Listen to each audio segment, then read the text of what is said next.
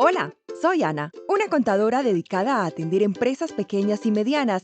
Quiero compartirte mi experiencia usando Logro para gestionar mi negocio de asesorías contables. Por mucho tiempo usé otro software y al principio dudé en cambiar, pero me arriesgué y no me arrepiento. Usar Logro y recomendarlo a mis clientes me ha permitido modernizar mi práctica contable y llevarla al mundo de Internet. Con Logro he ganado muchísima eficiencia, he disminuido mis desplazamientos y he logrado, con el mismo esfuerzo, más que triplicar el número de clientes que atiendo, casi eliminando por completo la digitación e imputación manual que tantos dolores de cabeza me traía. Además, por ser en la nube, el software permite que audite la contabilidad de mis clientes desde cualquier lugar donde me encuentre. Logro es una herramienta muy fácil y completa para operar la contabilidad. Al comenzar con un cliente, yo simplemente parametrizo la herramienta una única vez, según como quiero que impute las transacciones. Una vez instalado, usarlo es muy fácil para mis clientes.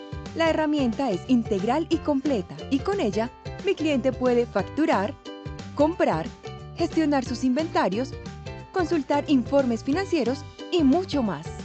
Todo esto sin tener que preocuparse por reglas contables, puesto que Logro imputa todas las transacciones automáticamente, alimentando la contabilidad en tiempo real. Sobre todo, la aplicación se ajusta 100% a la ley, cumpliendo a cabalidad con las normas contables Colgap y NIF y el registro y trámite de todos los impuestos requeridos en Colombia. Incluso, migrar clientes desde otro software es muy sencillo, pues facilita la importación de saldos desde Excel y contiene chequeos automáticos para prevenir errores en la carga. Como contadora, me causa estrés cumplir en la entrega a tiempo de los informes a mis clientes y, sobre todo, presentar ante la DIAN los informes de ley.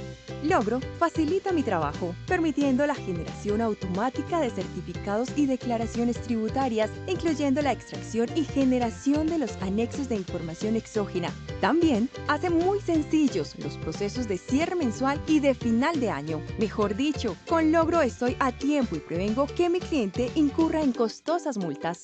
Otra cosa que me encanta del software son las decenas de reportes que produce, como por ejemplo, el balance general, el estado de resultados, los informes de cartera o rentabilidad, entre muchos otros.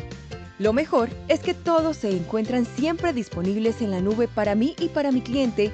Así, mi cliente ya no me tiene que llamar para consultar el día a día de su negocio, liberándome tiempo a mí y permitiéndole a mi cliente un manejo más acertado de la empresa. Con Logro, todos ganamos. Como contadora, me libera de la imputación manual y me hace más eficiente. Por otro lado, mi cliente está feliz, pues Logro pone la información operativa y financiera de la empresa en sus manos. Definitivamente no cambio por nada la flexibilidad que me da. Usarlo ha significado rentabilizar mi práctica contable, mejorar el servicio a mis clientes y contar con más tiempo para lo que más me gusta.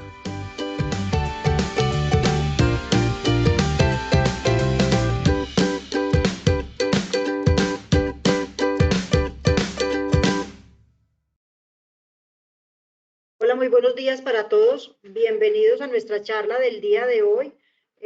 Como ven en el título de la presentación, vamos a dictar con nuestro especialista Wilmar aspectos penales, tributarios y contables de la ineficacia de las declaraciones de retención en la fuente. Como ven, es un tema súper, digamos, de auge y además importante para todos los contadores que nos están hoy en día acompañando en nuestra charla y para nuestros clientes, como lo hemos hecho todas las semanas. Tratamos de buscar el mejor tema que se adapte a las necesidades de nuestro mercado, de nuestros contadores, donde podamos con nuestros especialistas y nuestros conferencistas ayudarles a capacitarse cada día mejor. Entonces, Logro el ERP 100% en la nube le permite a nuestros clientes facturar electrónicamente, cotizar a tiempo, facturar correctamente tanto POS como facturación electrónica. Tenemos el POS offline, generamos obviamente reportes, más de 60 tipos de reporte a nuestros clientes sobre nuestra herramienta. Estamos registrados ante la DIAN como facturador electrónico, es decir, que no debemos pasar por ningún otro proveedor. Básicamente eso es pues un poco lo que es la herramienta, le permite a nuestros clientes gestionar su cartera en línea y enviarle a sus clientes los reportes, digamos, necesarios para que tenga pues su estado de cartera al día. Eso es pues básicamente, nuestro software está 100% en la línea, está 100% en la nube, es decir que desde internet podemos acceder desde cualquier parte del mundo a llevar lo que es todo el tema de inventarios, todo el tema contable, todo el tema administrativo, financiero. Adicionalmente, tenemos la nómina. Recuerden que la DIAN a futuro va a exigir la nómina o los comprobantes de nómina electrónicos de sus empleados. Entonces, es importante que vayan pensando en herramientas que les permita gestionar su nómina en la nube y que además esté conectada con la DIAN para que pueda a futuro cumplir con esta norma que exige la DIAN. Con Logro es muy fácil, podemos exportar información desde cualquier plataforma y montarla en Logro, desde saldos iniciales, podemos montar históricos de nómina, podemos montar, como les mencionaba, los saldos iniciales para llevar su contabilidad y demás a través de plantillas de Excel. Es supremamente fácil pues el manejo como tal. Tenemos para todos nuestros contadores participantes unos beneficios supremamente importantes. Uno es que los que se registren en nuestra plataforma y sean nuevos partners de Logro, les regalamos un bono de 150,000 pesos, que lo vamos a ver más adelante, pero adicionalmente a ese bono de 150,000 pesos, tenemos 3 premios adicionales. Uno, que le regalamos el 7.5 de comisión. Néstor, nos devolvemos a la anterior, porfa. Les damos eso, el 7.5 de comisión por cada plan que sus clientes adquieran o por cada gestión que ustedes hagan sobre ese cliente, o el 15% si el plan es mayor a 60,000 pesos, de acuerdo a los planes que tenemos en nuestra página, que los vamos a ver más adelante. Le regalamos a nuestros contadores la aplicación de Logro para que lleven su contabilidad, para que lleven su nómina, para que lleven adicionalmente el control de las empresas a las cuales le lleva la contabilidad, un tablero completamente gratuito que le permite gestionar a todos los contadores las contabilidades que administra desde su gestión y desde nuestro portal y desde nuestro tablero. Quien paga el plan de contabilidad o el plan de Logro es el cliente final, porque es el dueño de la base de datos. La base de datos no es ni de Logro ni es del contador. El contador es un gestor, es un asesor, es un administrador, es la persona que apoya y a que tome mejores decisiones el cliente, pero la base de datos siempre la va a tener, digamos, el cliente, está en cabeza pues del cliente, y por eso es él el que debe pagar la aplicación, no el contador. El contador no paga un solo peso con nosotros, ni por tener la plataforma, ni por tener el tablero. Por el contrario, lo incentivamos con comisiones que van desde el 7.5% al 15%. Este mes estamos haciendo la liquidación de comisiones para todos nuestros contadores, que son cientos de contadores los que tienen empresas en sus plataformas, y en diciembre tendrán su bonificación, su comisión lograda durante todo el año 2020 y lo que quedó del 2019, porque el corte lo hicimos en noviembre. Eso es, pues, básicamente en nuestra página Nesticor siguiente. Pueden encontrar los precios de los diferentes planes que tenemos. Tenemos planes de solo facturación electrónica para quienes quieran facturar única y exclusivamente electrónicamente y no necesiten inventario, necesiten reportes y demás, porque el plan emprendedor ya incluye inventario, incluye puntos de venta, incluye más información y negocios, y en adelante pues tenemos muchos planes más que pueden investigar en nuestra página www.logrocondobleg.com. Tenemos adicionalmente, por el tema de la Black Week o Cyber Weeks como tal en estos días, o Black Friday, digamos que le ha ido cambiando el nombre a todo este tema pues digital, y a esta semana pues de full descuentos. No es solamente el IVA. Nosotros en Logro no tenemos IVA porque es un software que está 100% en la nube. Pero adicional a que no tiene IVA durante todo el año, porque así lo destinó la DIAN, que los softwares que están en la nube no tienen IVA, o el IVA es cero, pues sí tienen IVA, pero el IVA es 0 pesos. Entonces no tienen IVA durante todo el año. Segundo, tenemos el 40%, o sea, eso nunca lo hemos visto nosotros en Logro, cualquier aplicación que adquieran con nosotros a un año, desde el solo plan de facturación electrónica, que cuesta 20.000 pesos o 18.000 pesos es el valor normal que cuesta ese plan, con el 40% está saliendo en 12.000 pesos. Es decir, quien no le cumpla a la DIAN o quien no cumpla con las normas de la DIAN, con planes tan económicos y tan buenos, con herramientas como Logro, digamos, ahí sí ya no podemos hacer más. El objetivo es que todos ayudemos a Colombia, que trabajemos con productos colombianos, como lo es Logro, que es una herramienta 100% desarrollada por empresarios colombianos con más de 35 años de experiencia exportando software a Estados Unidos, México, Canadá y demás. Este es el bono que les mencionaba de 150.000 pesos a quienes se registren con nosotros como contadores partners. También lo pueden hacer en nuestra página www.logro.com/contadores. Ahí pueden hacer su registro y ser partícipes pues, de nuestros beneficios. Esto es para los contadores que ya son aliados nuestros, que ya tienen clientes en su plataforma, que mínimo tienen un cliente y que van a subir 2 o 3 o 5 o 100 clientes más. Nosotros le damos un bono adicional, 35, que va desde 35.000 pesos hasta 100.000 pesos por cada cliente que suban hasta el 30 de noviembre. Eso era todo lo que tenía para contarles. Un feliz día para todos. Bienvenidos.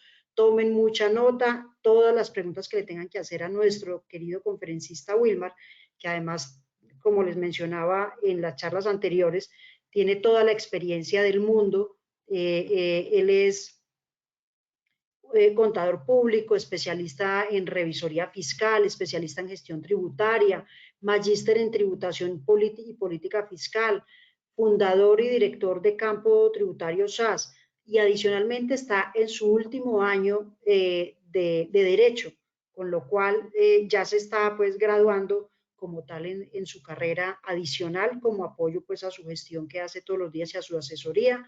Adicionalmente, tengo entendido, Wilmar, no sé si tú me quieres corregir, tú estás organizando o dictando unos cursos para ayudarle a todos los colombianos que quieran optar por las vacantes que la DIAN está publicando. Entonces, buenos días, Marlene. Sí. ¿cómo estás? Bienvenido, Wilmar. Muchas Muchas gracias gracias. por tu charla y por dedicarle este tiempo a nuestros queridos contadores y colombianos. Un feliz Con día. todo el gusto. Claro que sí. Estamos por ahí también ofreciendo. Cuéntanos un poquito, Wilmar, porfa, sobre el proyecto que tú estás liderando o manejando con la DIAN, por favor. Claro que sí, Marlene. Mira, estamos prestando un servicio con un grupo de empresas aliadas de los servicios de capacitación para las personas que se quieran presentar a la convocatoria que está adelantando la Comisión Nacional de Servicio Civil para los cargos que van a salir en la DIAN. Son 1.800 cargos que va a abrir la DIAN por convocatoria y entonces la idea nuestra es ofrecer a las personas a un muy buen costo, un valor de verdad muy competitivo, una formación muy completa en los diversos aspectos que se van a tener en cuenta en la evaluación por parte de la DIAN, que van a ser no solamente aspectos técnicos, sino también aspectos ligados a evaluaciones conductuales, comportamentales y otros parámetros de evaluación que se van a tener en cuenta. Entonces, esa propuesta que tenemos es una alternativa para muchos contadores que pretenden, y no solamente contadores, sino economistas, abogados, que están muy interesados en trabajar con la DIAN. A fin de cuentas, pues es una de las instituciones más representativas del país y que a mucha gente le interesa trabajar con el Estado porque, como decimos Marlene, el Estado nunca se quiebra. Entonces, Claro. una expectativa importante y a través de mi empresa Campo Tributario podemos dar información al final a través del correo electrónico. Listo, Wilmar, muchas gracias. Entonces, porfa, para que todos los asistentes que tengan interés tomen pues nota de campo tributario y quienes quieran participar de esa formación, pues que ya Wilmar dicta independiente, lo puedan hacer con él.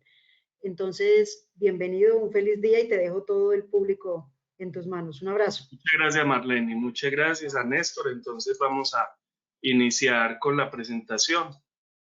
Un buen día para todos nuestros asistentes a este encuentro. Voy a proyectar en pantalla Ya la estamos viendo. Ya la están viendo, perfecto. Sí, Wilmer. Muy bien. Entonces, lo que queremos en esta mañana es compartir una serie de elementos, como lo mencionaba Marlene, de un tema que es de vital vigencia y además bastante delicado, que todos los contadores sabemos que tenemos que tener mucho cuidado con el tema de las declaraciones de retención en la fuente. Entonces, lo que pretendo en esta agenda y en este espacio es tocar estos 6 puntos que me parecen importantes. Entonces, vamos a empezar hablando de la omisión del agente retenedor desde la óptica del Código Penal. Recordemos que el artículo 402 del Código Penal pues, nos habla de este tipo punible. Voy a hacer una enunciación de los elementos estructuradores de este tipo penal. Después hago unos comentarios acerca de aspectos complementarios al tipo punible. Después nos centramos en el tema de la ineficacia de las declaraciones, adentrándonos en el estatuto tributario y la consecuencia de que esto podría tener a través del proceso de cobro coactivo. Finalmente, pues damos unas precisiones acerca de aspectos contables y tributarios que se deben de tener en cuenta en materia probatoria, bien para desvirtuar la situación o bien para soportar una defensa en un momento coyuntural y una investigación. Entonces, básicamente ese es el tema que nos convoca en esta mañana y vamos a hablar precisamente de la omisión del agente retenedor. El artículo 402, como les decía, del Código Penal de la Ley 599, estatuye precisamente esta conducta punible. Pues muchos han sabido, por ejemplo, que el hecho de usted pues, no pagar las retenciones en la fuente lo hace acreedor a una sanción penal. Digo que hasta ahí pues es un conocimiento común de contadores y abogados, pero yo quiero llamar la atención precisamente en la parte que está resaltada al final en el tercer inciso, que es una modificación hecha precisamente por la ley 1819 de esta ley de reforma tributaria del año 2016, que modificó el Código Penal, y quiero hacer hincapié en que este nuevo tipo penal o esta ampliación más bien del tipo penal no solamente está, por ejemplo, en materia de IVA, al efecto de usted no cobrar el impuesto, sino también de, bueno, cobrarlo y quedárselo con él, que era lo que ya conocíamos, pero el otro punto es no cobrarlo debiéndolo cobrar.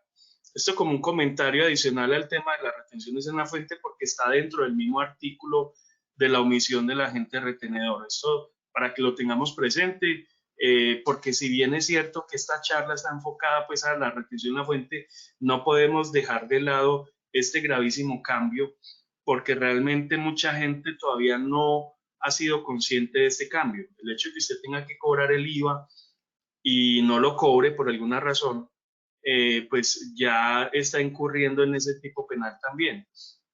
O sea que ya no es como antes, que era el hecho de usted cobrarlo y quedárselo con él. Ahora es que usted, por su actividad profesional, le estoy hablando aquí a mis colegas contadores que prestan servicios de consultoría contable, tributaria, revisoría fiscal, si usted no cobra el IVA debiéndolo cobrar, es decir, siendo responsable no lo factura, o sencillamente no emite factura, ya está pues inmerso en este tipo penal. Ahora, en cuanto a las declaraciones de retención en la fuente, y es bien importante la modificación que hace la ley 1819, lo que sabíamos, el hecho de no consignar las retenciones en la fuente dentro de los 2 meses siguientes al vencimiento del plazo para declarar. Recordemos que ese decreto de plazo sale cada año. Este año de pandemia todos supimos, por ejemplo, que muchos plazos fueron modificados, excepto los de IVA y de retención en la fuente. Recordemos que los plazos modificados estuvieron enfocados a obligaciones relacionadas con declaración de renta o con información exógena tributaria, incluso con precios de transferencia, pero en lo que correspondió a las declaraciones de retención no hubo tal modificación. De manera que el hecho de no pagar esas declaraciones dentro de los plazos que ofrece el decreto que expide el gobierno, pues lo acarrea, pues hace acreedor a esa sanción de la omisión del agente retenedor. Ahora bien, en los elementos estructuradores del tipo penal, es decir, cómo vamos a detallar ese artículo 402, a partir de lo que se conoce en derecho penal como los elementos integradores del tipo o estructuradores del mismo. Entonces, fíjense que aquí hay un sujeto activo que es calificado, que en este caso sería el agente retenedor, el agente autorretenedor, que es el encargado de recaudar tasas o contribuciones públicas, el responsable del IVA y el responsable del Impuesto Nacional al Consumo también. Fíjense que en este caso es calificado, pues obviamente porque tiene que tener esas condiciones especiales. Ya nos toca irnos, por ejemplo, en materia de retención en la fuente, a indagar en el artículo 368 del Estatuto Tributario para que allí encontremos quiénes son agentes de retención en la fuente. Y pues en el caso de la autorretención del decreto 2201, pues recordemos que este era el antiguo CRE, el autoCRE, que ahora pues después que se deroga el citado impuesto CRE, entonces queda la condición de la autorretención y que también pues hace un sujeto calificado a quien deba cumplir este deber. Pero si nos vamos más allá y de una forma extensiva, el decreto, el artículo 402 del Código Penal me hace extensivo también este punible a los responsables del IVA y del Impuesto Nacional al Consumo, y donde vuelve y juega, si bien es cierto, no está contemplado en el Código Penal, nos toca ir a alimentarnos del Estatuto Tributario Nacional para establecer quiénes son los responsables del impuesto sobre las ventas, artículo 437, y quiénes los del Impuesto Nacional al Consumo, 512 de guión 1 del Estatuto Tributario. El sujeto pasivo, es decir, el afectado con esa conducta, no es otro que el Estado, pues en consideración a que estamos hablando de impuestos de orden nacional administrados por la DIAN, pero cuyo recaudo está destinado al Estado en el orden nacional. Pero también podría aplicarse incluso para efectos de entenderlo en materia de impuestos territoriales en caso, por ejemplo, de retenciones en la fuente por impuestos locales, donde se hace extensivo este tratamiento por virtud del artículo 59 de la ley 788 del 2002, que establece que los municipios en materia de procedimiento tributario pues aplicarán las mismas normas del Estatuto Tributario Nacional, y aunque tengan sus propias normas locales, esas normas locales no pueden ir más allá o no pueden gravar más las condiciones de las que están establecidas en el Estatuto Tributario Nacional. Como estamos hablando específicamente de retención en la fuente de IVA, entonces nos vamos a los elementos normativos y allí precisamos las normas que ya habíamos mencionado, como el 368, donde nos habla de los agentes de retención en la fuente, pero también en materia de IVA tendríamos que irnos al 420 para mirar los responsables del impuesto, el 437 rayados cuando hablamos de los agentes de retención en la fuente. Recordemos que la retención en la fuente del IVA surge precisamente con la ley 223 del 95, que incorpora y pues adiciona el 437 rayados al estatuto. Asimismo, como la ley 1607 del año 2012, que crea el impuesto nacional al consumo, ojo que no lo podemos confundir con el impuesto al consumo, sino el impuesto nacional al consumo, y precisamente esa ley 1702 pues adiciona el 512 y siguientes del estatuto en lo que tiene que ver con este impuesto, e incluso pues el 512 raya 18 que nos habla de quiénes son responsables del impuesto nacional al consumo en lo relacionado con el cannabis. Esta modificación del tipo penal, entonces, como les decía, se da por medio de la ley 1819 del 2016, que en su artículo 339 pues adiciona el 402 de la ley 599. Ahora, el elemento descriptivo en esta estructuración del tipo penal se refiere a la acción de negación u omisión, es decir, la acción de negación de la conducta que se pide en el verbo rector. Fíjese que el verbo rector es la acción de negación de una obligación de hacer, y la obligación de hacer es consignar. La negación sería la no consignación de esas retenciones, de esas contribuciones, de esas tasas, de ese IVA y de ese impuesto nacional al consumo. Entonces, esa omisión en la obligación de cobrar y recaudar también se incorpora como un elemento normativo a partir de la ley 1819 del año 2016. O sea que esos verbos rectores realmente nos concretan, nos delimitan además las acciones que son motivo de castigo, de reproche en materia del derecho penal, y que son conductas de reproche que se convierten en punibles y que como tal van a ser necesarias identificarlas, porque recordemos que tanto en materia penal como en materia tributaria, del derecho tributario, pues se tienen que presentar sanciones objetivas, es decir, tiene que haber algo específicamente delimitado y detallado en la ley para poder nosotros encontrar una explicación al surgimiento del tipo punible en materia penal o del hecho sancionador en materia de derecho tributario. Entonces, aquí precisamente se está hablando de una negación de una obligación de hacer. Recordemos que en derecho en general las obligaciones son de hacer, no hacer. En materia tributaria, la obligación sustancial es el pago del tributo, pero también hay obligaciones importantes de hacer o de no hacer. Y en este caso se estaría transgrediendo una obligación de hacer, se estaría violando la obligación de hacer en cuanto al pago o en cuanto a la generación del impuesto. Y por eso, pues, en el elemento descriptivo se hace hincapié en este hecho. Ahora, hay un tema importante que es propio de este tipo de conductas en materia penal, y es la extinción de la responsabilidad penal. Dice que lo que es el pago o la compensación son eximentes de la responsabilidad, entendiéndolo como lo dice el Código Civil, en el sentido de que el pago es la extinción de lo debido, la extinción de la obligación tributaria, el pago de lo debido en este caso, que estamos hablando de tributos. Y entonces el pago o la compensación es posible. Ahora, más adelante veremos que la compensación en materia de retenciones en la fuente resulta importante, habida cuenta de la modificación de la figura, que antes teníamos casi que un punto inalcanzable con las 82.000 VTs como mínimo que había que tener. Ya se baja esto a un tope más, digamos, concreto, más cumplible, y por eso la compensación surge como una alternativa importante a la hora de extinguir la responsabilidad penal. Esto independientemente de la etapa en que se encuentre el curso de la investigación penal. Estamos hablando que se puede dar una resolución inhibitoria en los términos de la Ley 600 de 2000, o podemos hablar de una preclusión de la investigación en los mismos términos de la Ley 600 y de la Ley 904 de 2004.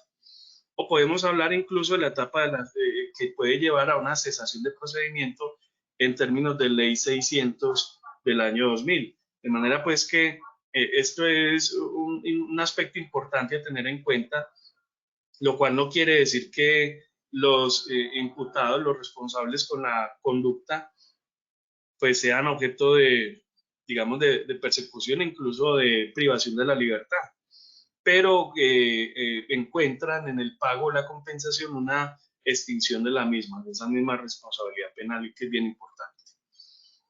Ahora, esos aspectos complementarios, para entender un poco más el punible, habría que establecer que, como ya lo había advertido, pues se hace extensivo el punible a la omisión del deber de cobrar y recaudar. Ahora, otro punto es que en Colombia, ustedes lo saben, no hay una responsabilidad penal claramente definida en las personas jurídicas, esa es propia de las personas naturales, y por eso el 402 hace extensivo, digámoslo así, el punible a las personas encargadas en las entidades de recaudar estas tasas. Y aquí el tema se vuelve un poco más complejo, porque pues en las empresas normalmente las empresas pues no son solas, las empresas son ficciones del derecho, pero son personas las que hacen las empresas. Entonces ahí habría que indagar de acuerdo con los manuales de funciones, con los manuales de procedimiento, con los manuales de calidad, y en fin, a través de la información interna de la organización, quién cumple con esas responsabilidades. Pero indudablemente, aparte de que se puedan identificar, digamos, profesionales o personas vinculadas o encargadas de cumplir estas actividades, pues sabemos que nosotros, digo nosotros los contadores públicos, cuando fungimos en calidad de revisores fiscales o cuando actuamos también como contadores o jefes de control interno, tenemos una enorme responsabilidad. Y esto también aplica no solamente a nosotros, sino a los que tienen la calidad de administradores, de representantes legales, porque en materia de retención en la fuente, y lo vemos en el libro segundo del estatuto, hay una responsabilidad solidaria de los administradores y de los encargados de efectuar estas labores de retención en la fuente, de practicar la retención. Entre esa solidaridad se predica entre la persona jurídica, agente de retención, y los funcionarios o los empleados de la organización. Entonces, esto para decir que la recomendación aquí sería tener muy delimitadas y muy bien identificadas las funciones que cumplen las personas al interior de las organizaciones, porque normalmente la responsabilidad en el pago de no solamente de la retención de la fuente del IVA, sino de todas las obligaciones descansa por regla general en el tesorero o en el director financiero o en el jefe de finanzas, según pues como se tengan establecidos en las organizaciones de acuerdo con su estructura funcional y jerárquica. Entonces, ese punto es importantísimo tenerlo claro porque pues habida cuenta de esta situación que es bastante delicada, pues puede lograr uno eximir responsabilidad en la asignación de funciones, por ejemplo, en un momento dado. Ahora, en cuanto a la pena, la sanción pecuniaria, este tipo penal tiene una sanción bastante alta.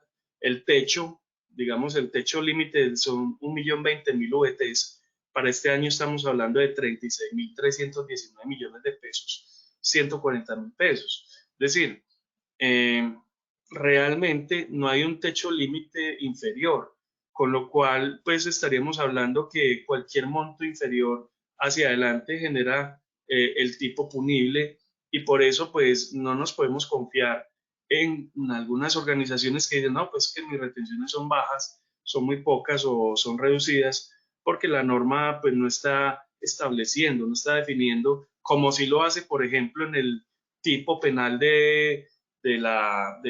digamos, de la evasión fiscal, con unos techos límites. En el tema de la omisión del agente retenedor no hay techo límite, sino que es un techo superior.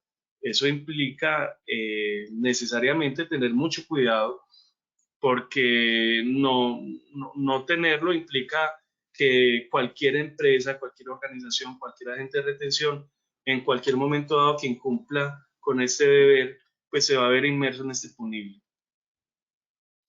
Ahora, la pena de prisión va de 48 a 108 meses, es decir, de 4 a 9 años, pero recordemos que ya advertíamos que hay una eximente de responsabilidad.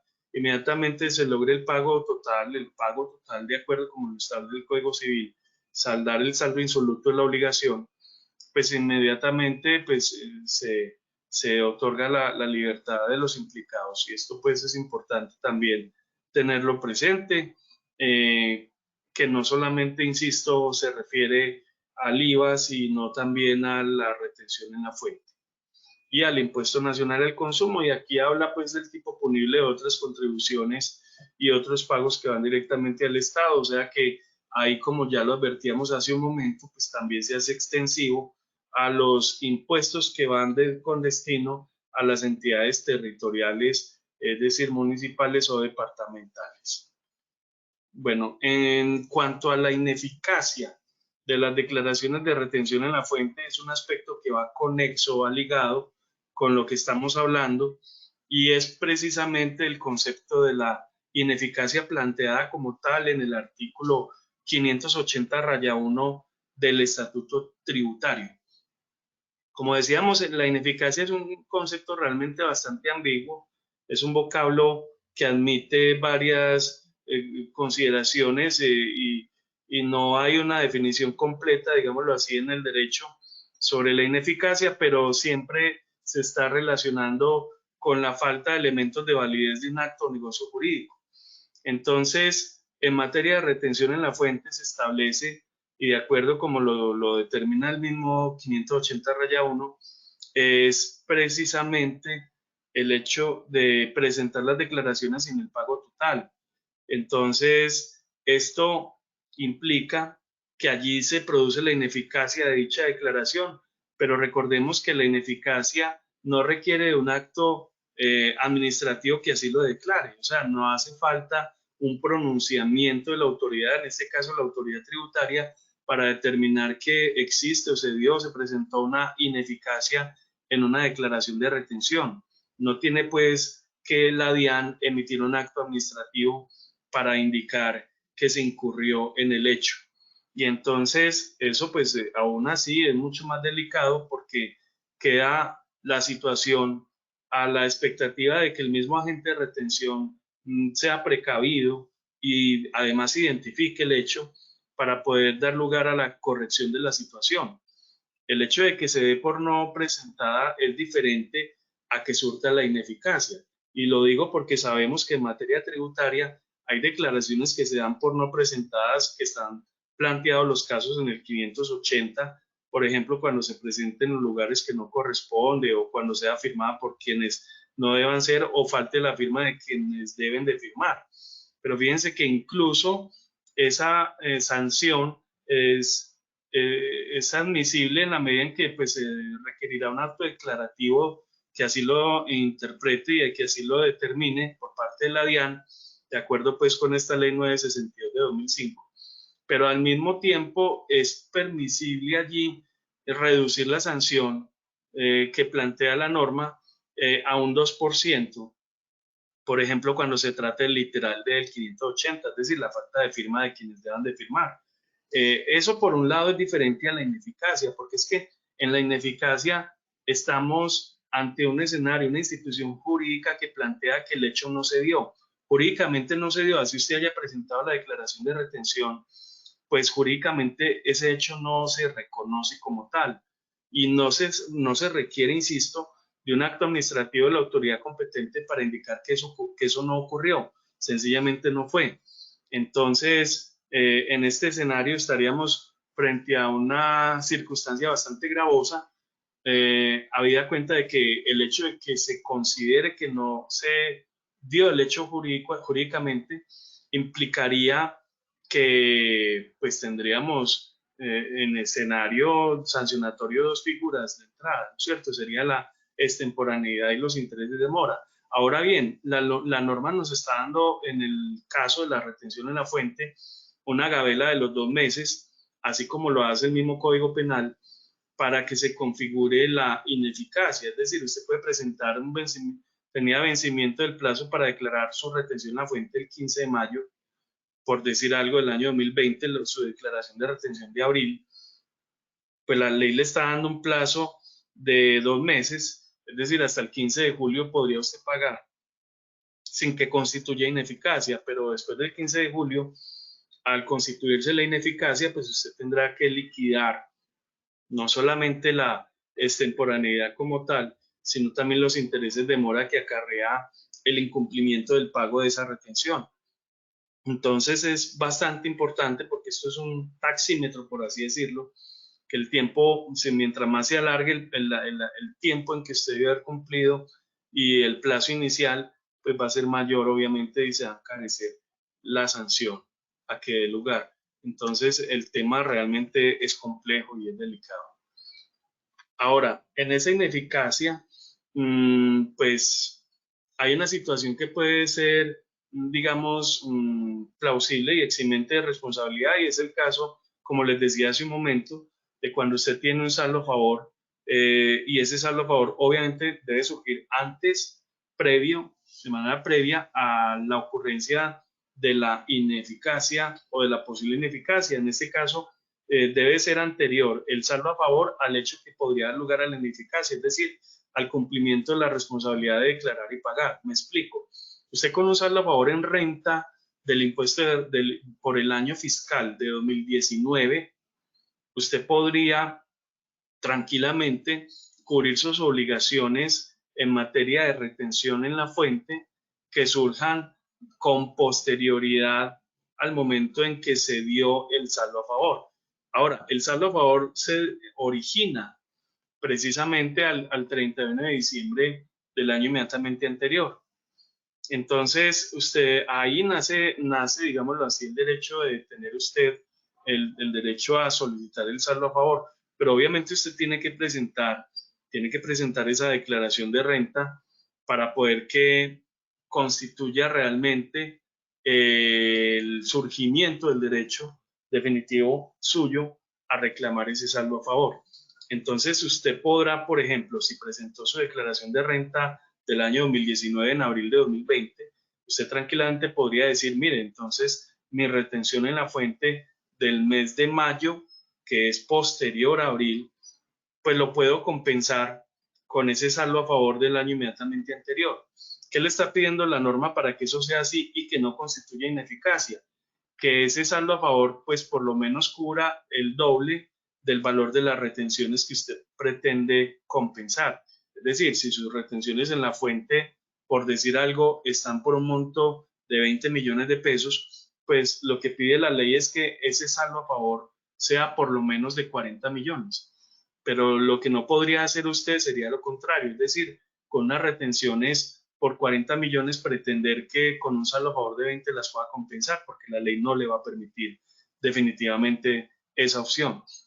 Entonces, eso es bien importante. Y lo otro es que para que usted no incurra realmente en una ineficacia respecto a esa declaración de retención en la fuente que usted presentó sin pago porque iba a compensar, es que realice la compensación en un término de 6 meses, ¿no es cierto?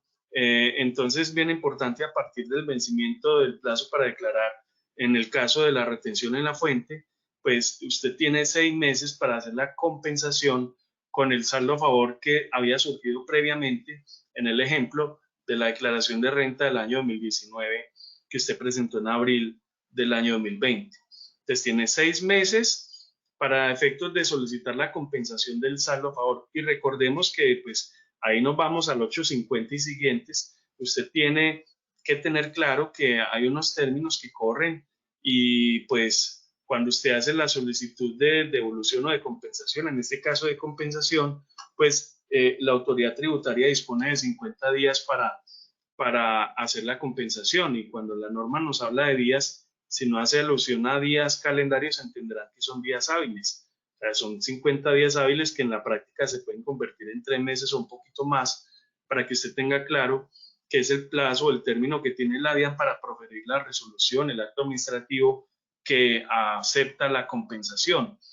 ¿Qué recomendación da uno a los clientes en este caso? Que tengan que tener mucho cuidado, mucha mesura en este tema, porque en el evento que por alguna circunstancia le rechacen la solicitud de compensación, pues imagínense lo que puede ocurrir para el caso del agente de retención, pues se va a ver involucrado en una ineficacia que va a tornarse pues una sanción mucho mayor porque ha corrido mucho más tiempo en el transcurrido desde el momento en que solicitó la compensación y si la DIAN se toma pues el plazo límite, imagínense lo que puede ocurrir. Entonces, hay que tener Wilmar, mucho cuidado. ¿Sí, Néstor? Wilmar, un favor, el señor Wilmar Alexander Restrepo nos hace una aclaración en la anterior diapositiva. Si quieres, por favor, la pasas, la Es anterior. 580 raya 1. Es 580 raya 1. Sí, está mal transcrito, es 580, pero sin embargo yo hice la precisión 580 raya 1. Ah, listo, sí, es que el señor Wilmar nos está haciendo la aclaración de que... Tocayo. Muchas gracias. Sí, gracias. Bueno. Sí, es el 580 raya 1. Entonces, como les decía, es muy importante a la hora de establecer este tema de compensar. Quien se atreva a compensar, pues tiene que tener digámoslo así, un trabajo de auditoría previo. Hay que hacer una labor de auditoría importante porque no nos podemos dar el lujo de que nos rechacen la solicitud, de que nos inadmitan la solicitud. Entonces tenemos que cumplir todos los requisitos de ley y los decretos reglamentarios para poder acceder a esta compensación sin mayores tropiezos, porque esto pues va a encarecer realmente el tema sancionatorio y obviamente pues el tema reputacional. Ahora, en el tema del proceso de cobro coactivo, que también es importante y es consecuente, digámoslo cuando no se cumple a tiempo con el pago de la obligación, entonces hay una cuestión importante, una modificación que hizo la ley 2010 del año 2019, porque ya veníamos hablando entonces que la declaración presentada sin pago después de los 2 meses de plazo que da la ley, pues se torna ineficaz. Es decir, no existe para el mundo jurídico. Sin embargo, fíjense cómo la ley 2010 hace una incorporación a la medida y dice, abre comillas, esa declaración que resulta ineficaz, dice, abre comillas, se entiende como documento que reconoce una obligación clara, expresa y exigible, que podrá ser utilizado por la administración tributaria en los procesos de cobro coactivo, cierra comillas. O sea que esta modificación de la ley 2010 incorpora un elemento adicional y es precisamente darle la facultad a la autoridad tributaria para que inicie el proceso de cobro coactivo con la misma declaración ineficaz. Se torna ineficaz para efectos exclusivos de la tipificación y cuantificación de la sanción, una vez transcurridos los 2 meses. Pero al mismo tiempo se le da la facultad a la DIAN para que pueda iniciar un proceso de cobro coactivo con esa declaración ineficaz. Es como contradictorio, pero diría yo que es una ampliación de la potestad sancionatoria que tiene la DIAN y pues en parte también es una potestad de amplia configuración que tiene el Congreso de la República en materia tributaria. Y seguramente pues para indicar esta modificación se tuvieron en cuenta algunas sentencias de constitucionalidad frente a otras reformas tributarias donde la Corte Constitucional ha sido enfática en decir que el Estado tiene en materia tributaria una amplia configuración en materia legislativa. Entonces, y lo digo así porque a partir de un mismo hecho se pueden dar dos situaciones diferentes. La declaratoria de ineficacia, por un lado, y por el otro, reconocer en esa declaración ineficaz un título ejecutivo. Porque es que esta expresión nos lleva al 422 del Código General del Proceso, cuando nos habla de que el título ejecutivo son aquellos que incorporan obligaciones que son claras, expresas y exigibles. Y pues nos vamos entonces que la misma ley 1562 de 2012 nos menciona en el general en el cobro, en el proceso de cobro, que en el caso de deudas fiscales hace alusión al numeral cuarto del 469, tiene esa potestad de título ejecutivo. Sin embargo, si lo miramos en el artículo 99, numeral quinto del CEPACA, o sea, el Código del Procedimiento Administrativo y lo Contencioso Administrativo, la Ley 1437 de 2011, dice que presta mérito ejecutivo para iniciar el proceso de cobro coactivo. En este caso, pues hombre, la declaración ineficaz cabe dentro de esa postura que nos trae el CEPACA. Entonces, aquí ya vemos, digamos, una relación clara y directa entre lo que nos planteaba la ley 2010 en la modificación del 580-1 y lo que plantea el CEPACA en el numeral quinto del artículo 99, que esa declaración, por más que se torne ineficaz, pues sirve y está dispuesta como un documento que presta mérito ejecutivo y que se puede iniciar el cobro coactivo con ella. Entonces es bien importante este punto y mire que estamos enlazando normas del código del CEPACA, el Código de Procedimiento Administrativo y lo Contencioso Administrativo, con las mismas normas del Código General del Proceso y las normas del Estatuto Tributario y del Código Penal, porque es que fíjense que todas tienen una correlación en cuanto a la cadena de responsabilidades que se derivan por el incumplimiento de una de ellas, en este caso de la omisión del agente retenedor, que constituye pues el punible que nos trae en esta presentación de esta mañana. Ahora bien, me finalizo esta presentación con unos tipsitos y unos aspectos que hemos de tener en cuenta en materia probatoria, en lo que tiene que ver con los aspectos contables y tributarios. Porque es que, sin duda, sabemos que el material probatorio lo vamos a encontrar en la misma contabilidad. O ¿cierto? Y entonces, acordémonos que la contabilidad sirve de plena prueba cuando es llevada en debida forma. Así pues nos lo establece el 186 y el 264 del Código General del Proceso. Pero llevar la contabilidad en debida forma, por ejemplo, en el caso colombiano, implica estar acorde con lo dispuesto en la Ley 1314 del 2009, es decir, la ley de convergencia, esta ley que nos cambió el modelo contable colombiano, que veníamos del modelo del decreto 2649 del 93, bajo las normas de contabilidad generalmente aceptadas, y que nos lleva entonces al modelo NIF por virtud de la ley 1314 del 2009, que recordemos ya se había solicitado incluso en la ley 599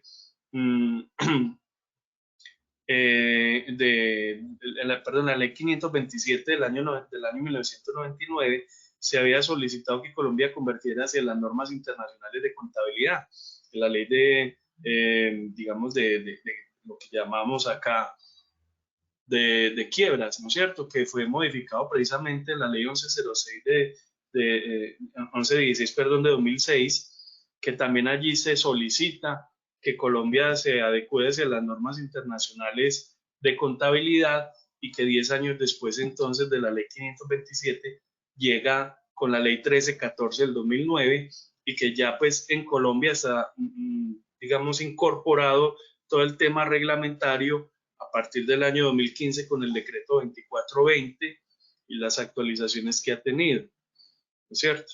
Entonces, ese decreto único reglamentario, la ley 1314, son los que nos dan la pauta para entender cómo se lleva la contabilidad de debida forma en Colombia. Sin embargo, no olvidemos que en materia contable también, en materia de contabilidad oficial para las entidades del Estado, tenemos que acogernos a la resolución 533 del año 2005.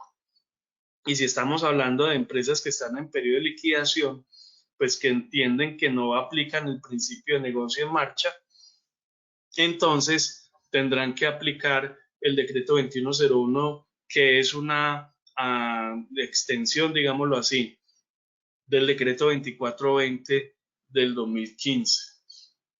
Entonces, esto es importante porque esa contabilidad como medio de prueba deberá reflejar en materia de retenciones en la fuente tanto la retención por activa como por pasiva.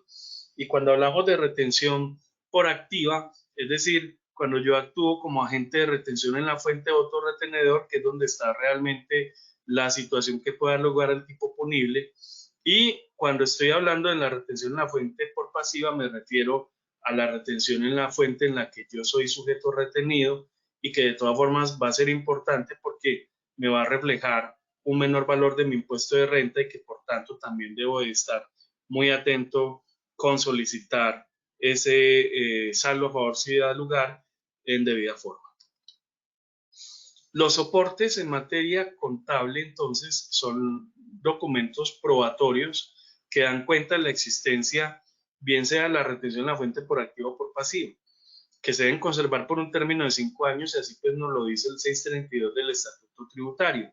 Pero llamo la atención en este punto en la coherencia, digamos, documental, probatoria que debe existir entre la responsabilidad mía como agente de retención en la fuente, por ejemplo, donde yo emito unos certificados de retención en la fuente de acuerdo con el 381 del Estatuto, donde yo informo esas retenciones practicadas en el formato 1001 para efectos de información exógena, y donde yo también pues verifico y establezco coherencia entre esas retenciones y las declaraciones de retención en la fuente que presento durante el año mínimo 12 si presento operaciones económicas en todos los meses del año. Digo mínimo porque pueden haber de pronto correcciones, ¿no es cierto? Pero en condiciones normales serían eso. Y además de eso, pues la contabilidad me debe soportar todas esas transacciones. El software contable debe tener la claridad para tener la coherencia entre la información exógena, la información de los certificados de retención en la fuente y la información contable como tal. Obviamente todo esto va a alimentar las declaraciones de retención en la fuente, pues sabemos obviamente es información de tipo fiscal, pero que está sustentado, amparado totalmente en los registros contables. En los certificados, pues también hay que tener cuidado de indicar adecuadamente los conceptos y los valores retenidos que sean coherentes con las retenciones en la fuente. Sabemos que, por ejemplo, una situación que daría lugar a una diferencia en una partida conciliatoria, por ejemplo, entre los certificados los certificados de las retenciones practicadas y las declaraciones plasmadas en las declaraciones, los valores plasmados en las declaraciones de retención, que fueron los pagados y consignados a la DIAN, la diferencia podría ser en devoluciones de retenciones en la fuente que se puedan establecer durante el año. Y esas diferencias podrían darse, pero tienen que estar sustentadas de conformidad con como lo establece el artículo 6 del decreto 1189 del 88. Es decir, tiene que haber una razón para dar lugar a una devolución de una retención y básicamente esa razón se da bajo dos parámetros. Uno, cuando se hayan practicado retenciones en la fuente en exceso y dos, cuando se hayan practicado retenciones que no tenían por qué practicarse, o sea, una retención practicada de lo no debido. Entonces, esos dos hechos marcan la necesidad de establecer una partida conciliatoria entre lo retenido y lo pagado.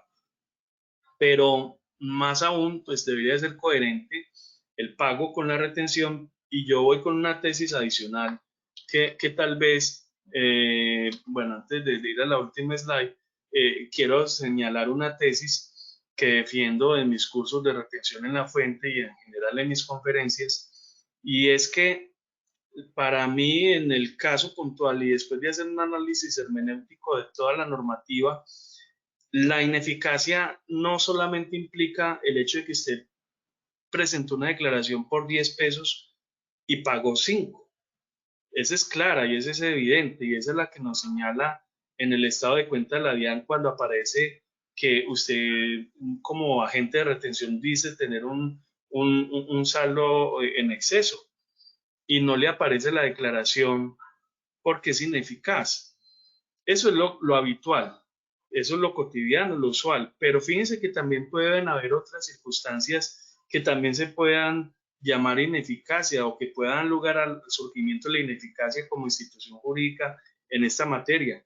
Y me refiero a que usted como agente de retención debió haber practicado 10 pesos de retención, pero por alguna razón no practicó sino 2 pesos.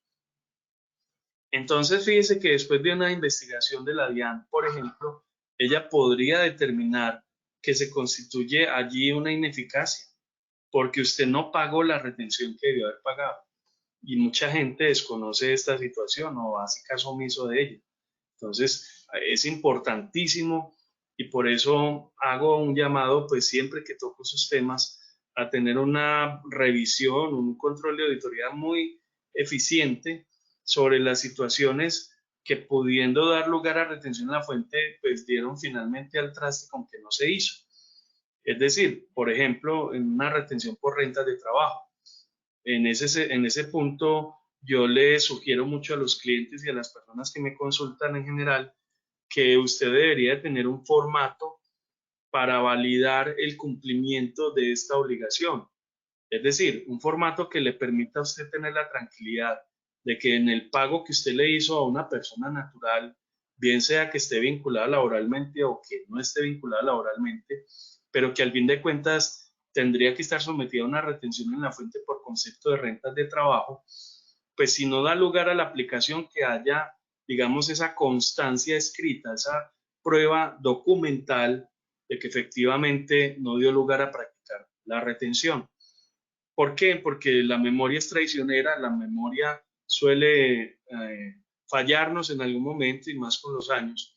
Entonces pueda que usted el día de mañana no recuerde bien ante una investigación de fiscalización porque no hizo la retención, sino dejó soporte de ello. Entonces, eso es lo que sugiero, lo que recomiendo en lo que respecta a los soportes documentales de las retenciones en la fuente. En materia de dividendos, por ejemplo, en el hecho de efectuar la retención en la fuente cuando corresponda, de conformidad, pues, no solamente con las normas que han venido cambiando el tema en materia de dividendos a partir de las últimas reformas tributarias, perdón, sino también a partir de lo que, perdón, nos manda el decreto 567 del 2007. O más aún, los convenios tipo CDI que ha suscrito Colombia con diversos países del mundo y que entran a considerarse normas que tienen preeminencia por encima del Estatuto Tributario Nacional en lo que se conoce como el bloque de legalidad, que no bloque de constitucionalidad como muchos dicen. Habría que precisar que se llama ese bloque de legalidad. Por último, ya para dar paso a las preguntas, es que es muy importante administrar adecuadamente esta retención en la fuente, tanto por activa o por pasiva. Ya advertíamos en las consecuencias de índole penal, de índole administrativo, pero hay un punto que afecta incluso mucho más a las empresas hoy en día y que es el reproche social, ¿no es cierto? Es el aspecto reputacional. Las empresas hoy en día se cuidan mucho por este tema de las redes sociales y el auge de la velocidad con la que circula la información, bien sea verificada o no, en la mayor de las veces no verificada, y todos lo sabemos, el grave, nefasto efecto que tienen las redes sociales cuando se utilizan para, digamos, hacer circular información falsa y demás. Pero en todo caso, el tema de el riesgo reputacional cobra una mayor importancia cada vez más, no solamente para las personas naturales, sino también para las empresas. Y este tema, pues, ese reproche social incluso puede afectar negativamente mucho más el flujo de caja de las organizaciones que el mismo tema sancionatorio y pecuniario en materia de impuestos y en materia penal. Entonces, es importante y las empresas se cuidan mucho de ese tema y por eso es muy importante una adecuada gestión de la retención en la fuente al interior de las organizaciones. Yo he insistido mucho que un buen asesor tributario, un buen contador, un buen revisor fiscal debe tener digamos, los radares disponibles y muy atentos, muy sensibles a este tipo de situaciones, porque ninguna empresa está exenta de incurrir en este tipo de situaciones y máxime si tenemos empresas que tienen un alto volumen de operaciones, que tienen realmente un volumen importante de transacciones económicas que puedan estar sujetas a esta situación. De manera que este punto es como con el que quería finalizar esta presentación antes de dar paso, Néstor, a las preguntas que a bien nos tengan a hacer. Indicarles pues que es una responsabilidad mayor de nosotros, bien sea del rol que juguemos como asesores tributarios, revisores, contadores, auditores externos, auditores internos, contralores, sobre el adecuado manejo y administración de la retención en la fuente y del IVA por las implicaciones penales que conlleva. Muchísimas gracias a todos por la atención, Néstor. Entonces quedo atento a las preguntas que tengan a bien hacernos nuestros participantes en este momento en la charla. Muchas gracias, Wilmar. En pantalla estamos dejando tus datos, ¿sí? Por si necesitan ustedes contactar a Wilmar para alguna asesoría. Cuéntanos un poco, Wilmar, los servicios que tú ofreces. Gracias, Néstor. Pues sí, a ver, Campo Tributario es una empresa que se dedica a ofrecer servicios de consultoría tributaria, pero también ofrecemos servicios de revisoría fiscal, ofrecemos servicios de auditoría externa, de due diligence tributario. Estamos también ofreciendo servicios de dictámenes periciales o servimos de expertos como peritos o en general como testigos expertos en procesos jurídicos. Y también acompañamos en la etapa tanto administrativa como contencioso administrativa en discusiones que surjan con la autoridad tributaria en impuestos de orden nacional, departamental o municipal, y también ofrecemos servicios de planeación tributaria a empresas y personas naturales. Es decir, tenemos una amplia gama de servicios, Néstor, en todo lo que tiene que ver con los temas tributarios y contables, y ya próximamente para el próximo año tendremos apertura de nuestra oficina Campo Legal para ofrecer servicios propios del derecho comercial. Entonces, vamos ampliando nuestra gama de servicios. Muchas gracias, Wilmar. Bueno, nos han dejado muchas felicitaciones por parte de los asistentes. Por ejemplo, Kelly González, buenos días, gracias por estos espacios de conocimiento. Lo mismo el señor Edilson Cruz.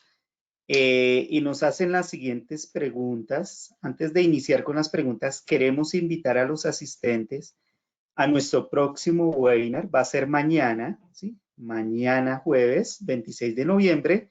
El tema va a ser cómo preparar y anticipar la información para tu cierre contable.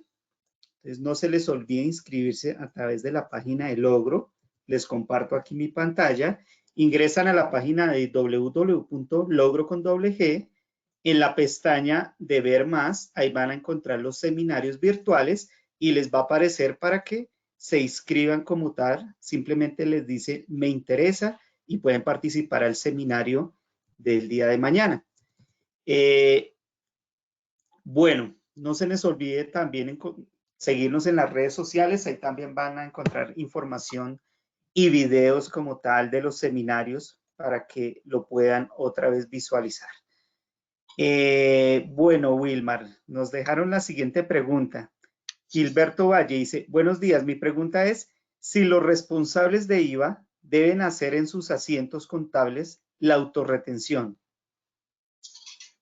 La autorretención, pero me está mezclando retención en la fuente de renta con IVA, no le entiendo la pregunta.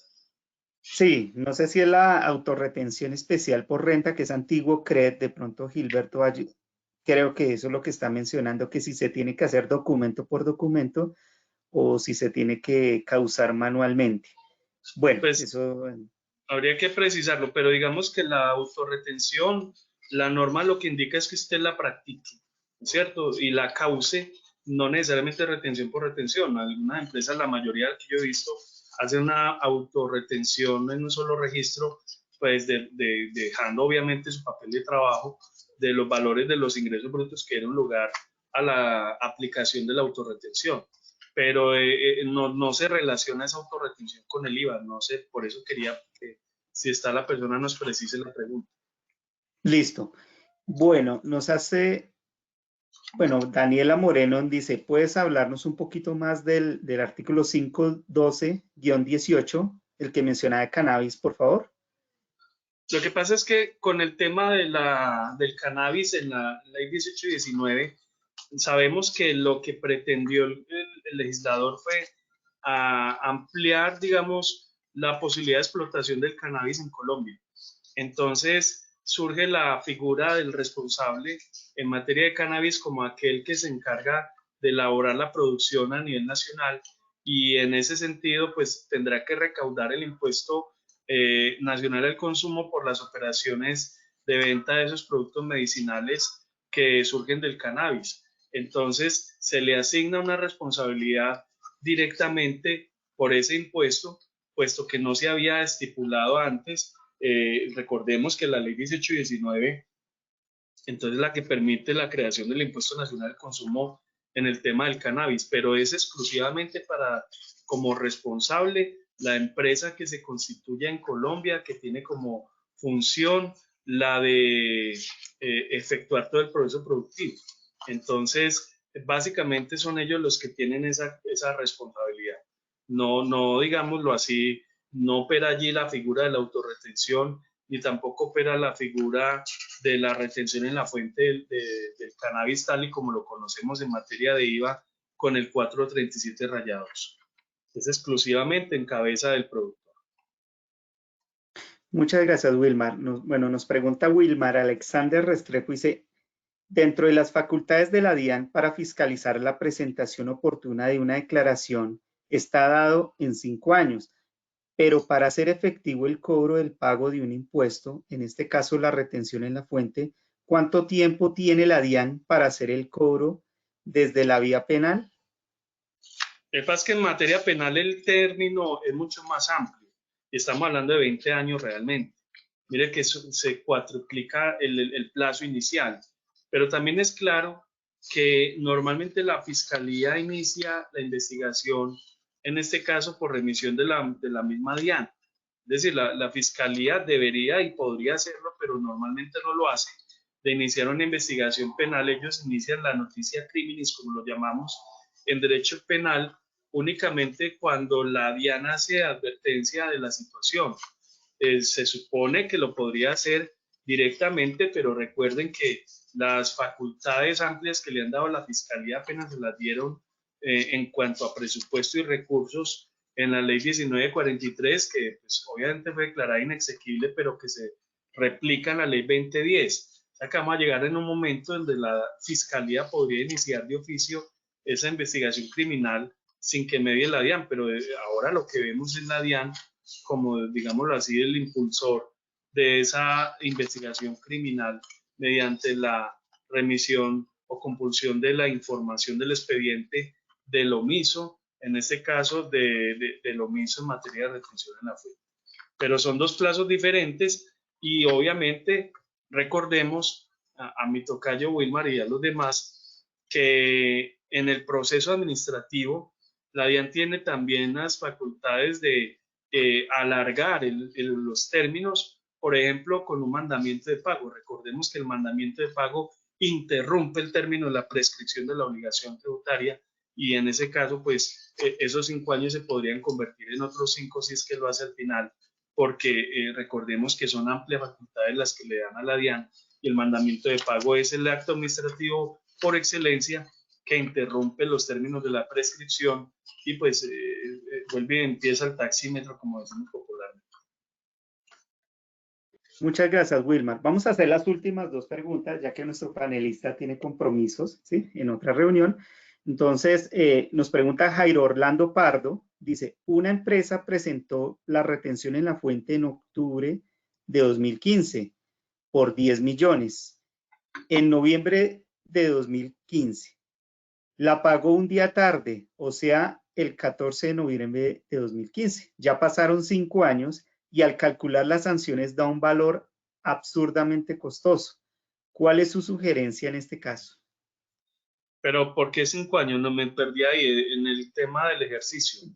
Inicialmente era cuando, me repiten eso, por favor. O sea, era una retención en la fuente de octubre del 2015 por 10 millones. Sí. En noviembre de 2015 y la pagó un día tarde, o sea, el 14 de noviembre. Ya pasaron 5 años y al calcular las acciones. ¿Pero por qué pasaron 5 años? ¿Del 2015 a 2020 o qué? Sí, me imagino. Ya pasaron 5 años a la fecha. Bueno, lo que pasa es que son los 5 años los términos en que prescribe el cobro de la obligación tributaria. Por un lado, pero esos términos no se amplían sino si la autoridad tributaria no emite el mandamiento de pago. Es importante tenerlo ahí presente.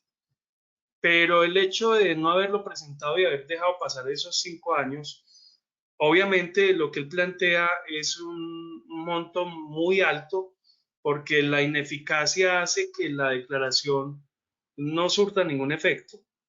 Y como tal, entonces no puede decir uno que es que presentó en tal fecha, no presentó. Y si pagó ese pago se entiende como abono a cuenta. Entonces, mucha gente, por ejemplo, en esos casos, obviamente, lo que hemos visto, la DIAN no deja pasar todo ese tiempo.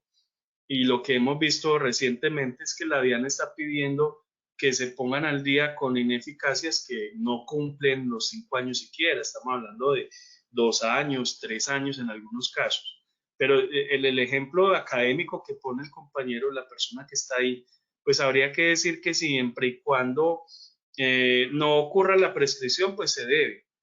Pero si se deja pasar el lapso de los 5 años, esto se torna prácticamente una obligación natural porque la DIAN pierde facultad de cobro, no puede ejercer cobro coactivo. Y si lo hiciese, pues sería, digámoslo así, una razón para justificar el no pago, ¿no es cierto? Entonces, habría que mirar con mucho detalle que no se vaya a pasar el término o que esté por fuera del cobro del término de la prescripción que tiene la DIAN. El proceso de cobro coactivo no se puede hacer si ya ha prescrito la obligación. No sé si esa es la pregunta o la persona nos la puede precisar porque no logro entender a dónde quiere llegar con el tema de los 5 años y un día. Si lo entiendo es como que está haciendo el pago por fuera del término, pues está haciendo el pago de algo que no corresponde. Y si está haciendo alusión a que es la vía en la que está solicitando el cobro por fuera del término, pues habría lugar a un eximiente de la responsabilidad. Muchas gracias, Wilmar. Y la última pregunta. Buenos días, de Mariani Hernández. Dice, buenos días, respecto a la ineficacia de la declaración de retención, ¿se considera ineficaz si la declaración se presenta el día del vencimiento y se cancela al día siguiente o dentro de los 2 meses siguientes? En caso de ser cierto, se debe presentar por lo menos el día antes del vencimiento para poder realizar el pago dentro de los 2 meses siguientes, o se requiere por lo menos realizar un abono a la retención por pagar. Eso nos dice Mariani Hernández. Bueno, lo que le está dando la norma es la facultad de que se tengan esos 2 meses de colchón, por así decirlo, esos 2 meses de gracia, contados obviamente del vencimiento del plazo para declarar. Entonces, el vencimiento del plazo para declarar es el que marca la pauta del inicio del vencimiento de la obligación. Si usted después del vencimiento del plazo para declarar presenta la declaración, pero la presenta sin el pago completo, pues digámoslo así que ya se está configurando una ineficacia una vez transcurridos los 2 meses, ¿cierto? Entonces, lo que hay que tener en cuenta allí es el término de los 2 meses, digamos, en materia punible, de acuerdo con lo que indica el 402, nos dice que los 2 meses se cuentan a partir de la fecha fijada por el Gobierno Nacional para la presentación y pago, o sea, a partir del vencimiento del plazo para declarar, nos dice el 402 del Código Penal. Pero si miramos el 580, que aquí lo voy a abrir como para hacer ese marco comparativo, entonces, un momento por favor. El 580-1 nos dice que las declaraciones de retención en la fuente presentada sin pago total no producirán efecto legal alguno sin pago total. Entonces, en ese punto nos dice inicialmente sin pago total, pero en el inciso quinto dice la declaración de retención en la fuente que sea presentado sin pago total antes del vencimiento del plazo para declarar. O sea, se presenta, como dice ella, se vencía el 15, lo presentó el 14, ¿cierto? Producirá efectos legales siempre y cuando el pago total de la retención se efectúe o se haya efectuado a más tardar dentro de los 2 meses siguientes contados a partir de la fecha del vencimiento del plazo para declarar. Es decir, en el ejemplo que ella pone, esos 2 meses van a contar a partir del 15, porque es el 15 el vencimiento del plazo para declarar, por más que la haya presentado el 14. Entonces, la recomendación es ir de la mano con los vencimientos, de acuerdo con el decreto de plazos, y a partir de ese vencimiento contar los 2 meses. Si usted la presenta antes, no va a haber ningún problema. Lo importante es que dentro del vencimiento del plazo y 2 meses transcurridos a partir de allí se produzca el pago, porque si no se produce el pago total, pues estaremos hablando que se torna la ineficacia con todo lo que hemos indicado acá. Muchas gracias, Wilmar. Bueno, ya estamos dejando los datos nuevamente de Wilmar, si necesitan ustedes contactarlo. Está el número celular, el correo electrónico, la empresa se llama Campo Tributario, también la información de logro. Pueden ustedes contactarnos, ingresar directamente a la página, ¿sí? Si necesitan el producto como tal, el ERP, la facturación electrónica, la nómina, todo está incluido. Pueden solicitar una cotización y una demostración como tal de nuestro producto. Muchas gracias por su asistencia el día de hoy. Wilmar, no sé si tengamos algo adicional para finalizar el seminario el día de hoy. No, Néstor, agradecerte a ti, a Marlene y a todos los asistentes por prestar atención a esta charlita que fue con mucho gusto, y pues tener mucho cuidado con la ineficacia, porque realmente es un castigo bastante alto para las empresas el hecho de no pagar totalmente la retención en la fuente o el tema del IVA y el impuesto al consumo cuando no se constituyen, digamos, los tipos penales. Y pues nada, el gusto siempre va a ser mío de estar con ustedes, agradeciendo la invitación, y hasta una próxima oportunidad. Muchas gracias a todos. Muchas gracias, hasta pronto. Que tengan un feliz día.